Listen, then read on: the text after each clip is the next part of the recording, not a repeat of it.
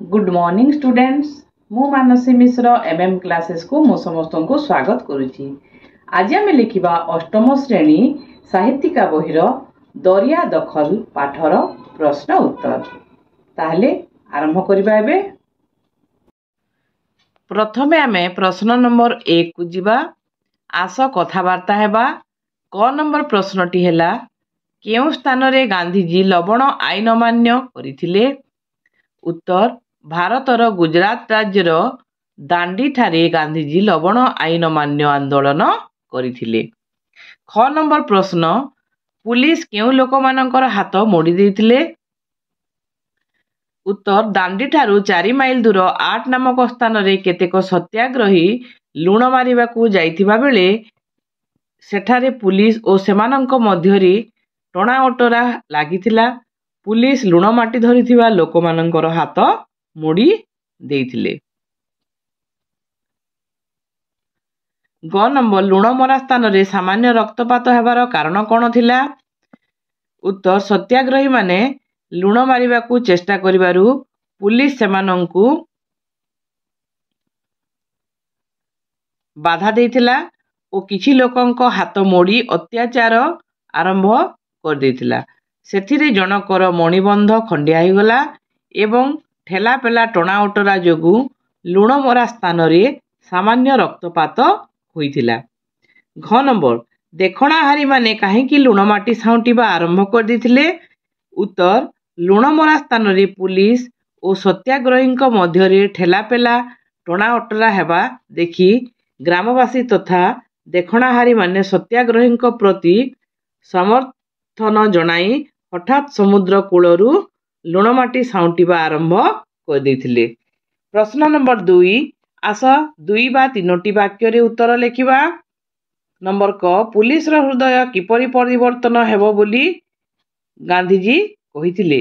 उत्तर लवण आईन अमान्यकारींक उद्देश्य रे देइथिबा वक्तव्य रे गांधीजी कहिथिले जे आईन अमान्य बेले सत्याग्रही माने पुलिस अत्याचार को जेभली भावे सह्य करी असीम धैर्य और कष्ट सहिष्णुतार शक्ति प्रदर्शन कले ता देखि सेमानंकर हृदय निश्चय परिवर्तन हेबो। नंबर ख गांधीजी को राति अधरे केउ खबर मिलिथिला। उत्तर पुलिस रो अत्याचार को सत्याग्रही माने असीम धैर्य और सहनशीलता तथा कष्ट सहिष्णुतार शक्ति प्रदर्शन करिथिबा खबर सेही दिन राति अधरे गांधीजी को मिलिथिला। सेथिरु गांधीजी बुझी पारिथिले जे तांको प्रति लोकमानंक हृदय रे गभीर समर्थ्य तथा सम्मान रही अछि।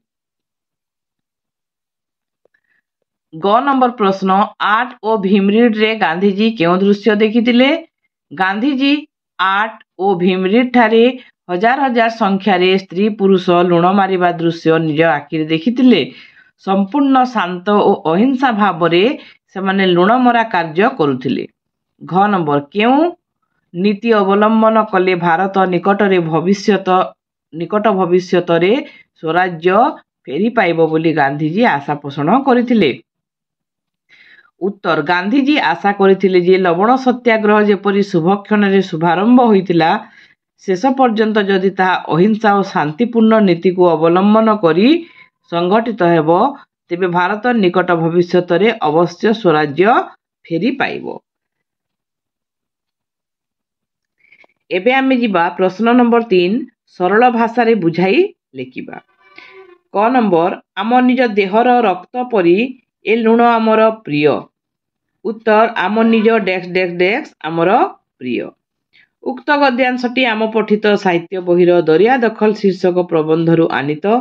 एठारे महान मुक्ति संग्रामी अन्नपूर्णा महाराणा पराधीन भारत वर्षर जनसाधारण को सत्याग्रह रे जोग देई लवण आईन को पूर्ण विरोध करने को गांधीजी देथिबा आह्वान को उपस्थापन करिसंती। आबहमान कालरू भारतीय माने निजर आवश्यकता पूर्ण करने को हाथरे समुद्र लुण मारी आसुथिले। इंग्रेज शासन समय से माने भारतीय को लुण मारिबा को मना कले और लुण पाई कर बा खजना मागिथिले।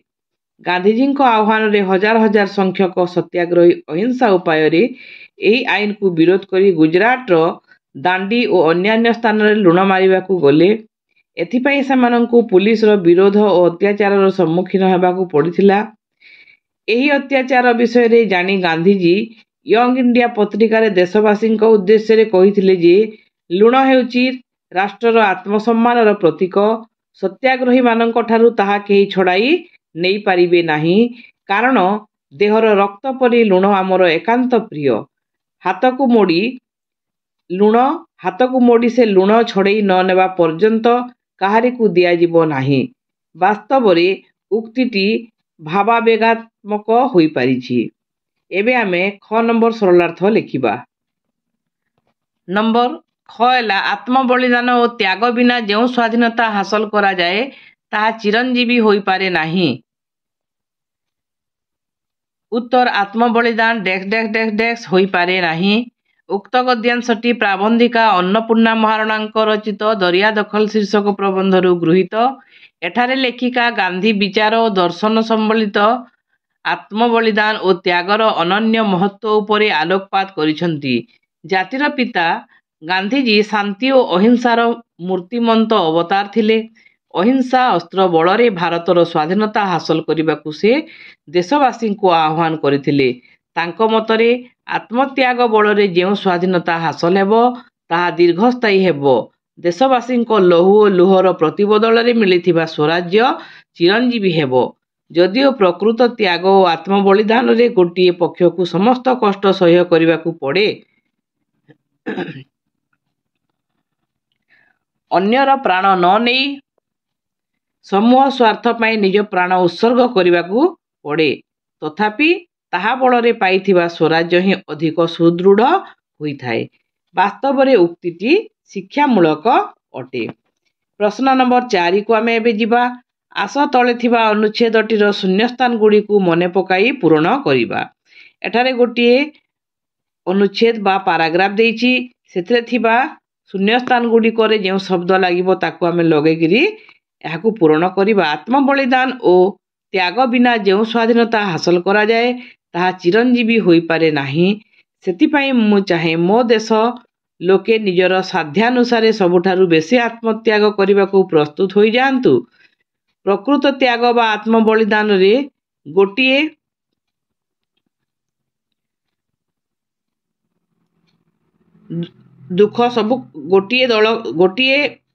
ପକ୍ଷକୁ ସବୁ କଷ୍ଟ ସହିବାକୁ ପଡ଼େ। ଅନ୍ୟର ପ୍ରାଣ ନ ନେଇ ନିଜର ପ୍ରାଣ ଦେବା, ଜୀବନ ଦେଇ ଜୀବନ ପାଇଁ ଲାଭ କରିବା କଳାରେ ସିଦ୍ଧହସ୍ତ ହେବାକୁ ପଡ଼େ। ଭଗବାନ ଭାରତକୁ ଏହି ମନ୍ତ୍ର ସିଦ୍ଧି ଦିଅନ୍ତୁ। 5 ନମ୍ବର ତଳେ ଦିଆଯାଇଥିବା ଶବ୍ଦଗୁଡ଼ିକୁ ଉପଯୁକ୍ତ କ୍ରମରେ ସଜାଇ ଆସ ବାକ୍ୟଗୁଡ଼ିକୁ ଆଉଥରେ ଲେଖିବା। ଏଠାରେ ଦେଇଛି ଆପଣମାନଙ୍କର ଛାତିରେ ଚାପିକରି ଅଛି ଅଧିକାର ପୂର୍ଣ୍ଣ ରଖିବାର। କରିଛନ୍ତି ଆପଣମାନେ ସଂଗ୍ରହ ଲୁଣ ଯେଉଁ ତାକୁ ନିଜ ହିଂସା ନୁହେଁ, ଏହା ଆମର ଲୁଣ ଏ ରକ୍ତ ପରି ଦେହର ଆମ ନିଜ ପ୍ରିୟ। ଧୈର୍ଯ୍ୟ ଓ କଷ୍ଟ ଆପଣଙ୍କ ଆଶା ମୋର ହୃଦୟ ପୁଲିସଙ୍କର ଶକ୍ତି ଦ୍ୱାରା ସହିବା ହେବ। ପରିବର୍ତ୍ତନ କରିଯିବା କାମ ନିଜ ଆପଣମାନେ ଜୋର ଜବରଦସ୍ତିକୁ ପୁଲିସର ଖାତିର ନ କରି ଉଚିତ। ଏହାକୁ ଆମେ ଠିକ୍ ଭାବେ ଲେଖିବା। ଏହି ଶବ୍ଦଗୁଡ଼ିକୁ ଏପରି ଭାବେ ଲେଖା ହେଇଛି ଯେ ଆମେ ଏସବୁ ଶବ୍ଦ ବା ଏସବୁ ବାକ୍ୟର ଅର୍ଥ କିଛି ବୁଝିପାରୁ ନାହୁଁ। ତେଣୁ ଏହାକୁ ଆମେ ଠିକ୍ ଭାବେ ଲେଖିବା। ଠିକ୍ ଭାବେ ଲେଖିଲେ ଉତ୍ତରଟି ହେବ ଆପଣମାନେ ଯେଉଁ ଲୁଣ ସଂଗ୍ରହ କରିଛନ୍ତି ତାକୁ ନିଜ ଛାତିରେ ଚାପି କରି ରଖିବାର ପୂର୍ଣ୍ଣ ଅଧିକାର ଆପଣମାନଙ୍କର ଅଛି। ଏହା ହିଂସା ନୁହେଁ, ଆମ ନିଜ ଦେହର ରକ୍ତ ପରି ଏ ଲୁଣ ଆମର ପ୍ରିୟ। ମୋର ଆଶା ଆପଣଙ୍କ ଧୈର୍ଯ୍ୟ ଓ କଷ୍ଟ ସହିବା ଶକ୍ତି ଦ୍ୱାରା ପୁଲିସଙ୍କ ହୃଦୟ ପରିବର୍ତ୍ତନ ହେବ। ପୁଲିସର ଜୋର ଜବରଦସ୍ତିକୁ ଖାତିର ନ କରି ଆପଣମାନେ ନିଜ କାମ କରିଯିବା ଉଚିତ। ଏବେ ଆମେ ପ୍ରଶ୍ନ ନମ୍ବର 6କୁ ଯିବା। ଆସ ତଳେ ଦିଆଯାଇଥିବା ଶବ୍ଦଗୁଡ଼ିକ ମଧ୍ୟରୁ ନିର୍ଭୁଲ ଶବ୍ଦଗୁଡ଼ିକୁ ବାଛି ଲେଖିବା। ଏଠାରେ ଦେଖନ୍ତୁ ଦିଆଯାଇଛି स्पेलिंग चिरंजीवीर 4 प्रकार किंतु तार ठीक निर्भुल शब्दटी होची चरे हर्षई ची आउ र न्यजंजरे दीर्घई आउ बरे मध्य दीर्घई मात्रा लागिबो। चिरंजीवी निश्चेष्ट निश्चेष्टर मध्य ठीक शब्दटी होची हमरो तृतीय शब्द जोटा 3 नंबर रे अछि न रे हर्षई तालबे सरे एकार लागिकरी चफळा आउ मुदने सरे टफळा निश्चेष्ट। ठीक से परी ग मंत्र सिद्धि मध्य तृतीय शब्दटी ठीक अटे। घ नंबर न्यायमूर्ति न्यायमूर्ति मध्य तृतीय नंबरटी न्याय मोरे दीर्घ मु आरती न्यायमूर्ति ठीक अछि। 7 नंबर आस अभिधान देखि तळे दिया शब्द गुड़िकर अर्थ लिखिबा। अभिधान बा डिक्शनरी देखिकिरी शब्द गुड़िकर अर्थ लिखिबा पई कहा जायछि। सिद्धहस्त र अर्थ है दक्ष बा निपुण बा पारंगम। मणिबंध करग्रंथि हाथ और पापुलीर संयोग स्थल। न्यायमूर्ति माने विचारक बा न्यायपरायण। मंत्र सिद्धि मंत्रर साधना द्वारा बा सिद्धि प्राप्त। धारणा निर्धारण सिद्धांत अनशन। 8 नंबर आस तले दिया शब्द गुड़िकर संधि विच्छेद करी आउथरे लिखिबा। साध्यानुसारे को संधि विच्छेद कले साध्य जोग अनुसारे होइथाए। निर्देश नि जोग दोष। निर्भय नि जोग भय। निश्चेष्ट नि जोग चेष्ट। एठारे विसर्ग संधि आसीछि तेनु एठारे नि एठारे विसर्ग लागिछि। पदाघात पद जोग आघात। 9 नंबर तले दिया वाक्य गुड़ी को उत्तर मन करी आस यह प्रश्न तैयारी करिबा। एठारे उत्तर दिया जायछि एवं एही उत्तर पाई हमको प्रश्न तैयारी करिबा पई कहा जायछि। नंबर क दांडी रे गांधीजी लवण आईन अमान्य करि सारिबा परे चारिआडे लवण आईन अमान्य करिबा को निर्देश देले। यह पई प्रश्न हैला दांडी रे गांधीजी लवण आईन अमान्य करि सारिबा परे केउ निर्देश देइथिले।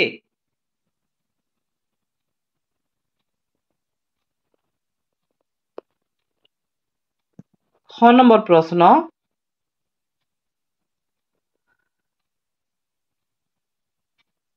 ख नंबर उत्तर गांधीजी दांडी रे कौन कर सारिबा परे नहीं आमर प्रथम उत्तर पाई दुईटी प्रश्न मुझे तैयारी करिछि। देखंतु गोटे प्रश्न तो मु कहि सारिछि एबे आ गोटे प्रश्न कौन होई परिबो।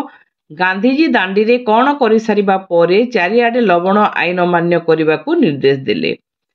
ख नंबर पाई उत्तर अछि जेउ ग्रामवासी देखणाहारी भावरे सेठारे थिले सेमाने समस्ते हठात समुद्र पंतारे लुण माटी साउंटिबा आरंभ कर देथिले। एहा पाई प्रश्न अछि एठी मध्ये मु दुईटी प्रश्न लिखिछि। केउ माने हठात समुद्र पंतारे लुण माटी साउंटिबा आरंभ कर देले।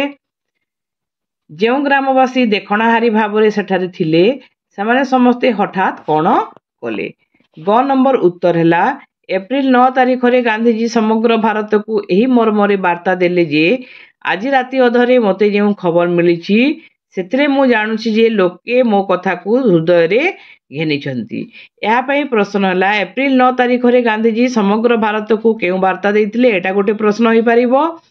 आ गोटे प्रश्न होई परिबो लोके मो कथा को हृदय रे घेनिछंती ए कथा किए केते बेले कहिथिले। घ नंबर रो उत्तर हैला आत्म बलिदान और त्याग बिना जो स्वाधीनता हासिल करा जाए ताहा चिरंजीवी होई पारे नाही।